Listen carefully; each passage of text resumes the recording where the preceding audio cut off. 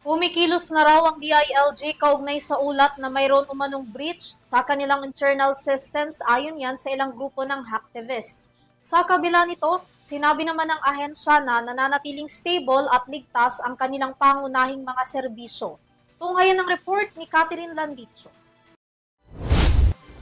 Iniimbestigahan na ng Department of the Interior and Local Government o DILG ang kumakalat na impormasyon online hinggil sa posibleng paglabag sa seguridad ng kanilang internal system.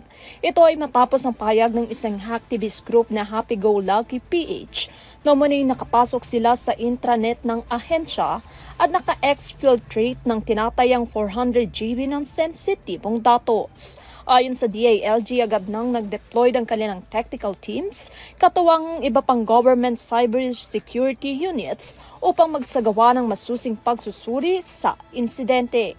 Sa paunang verifikasyon, sinabi ng ahensya na nananatiling stable at ligtas ang kanilang pangunahing mga serbisyo. Dagdag pa ng DILG na isinailalim na nila sa containment at karagdagang security protocols ang kanilang data habang nagpapatuloy ang investigasyon.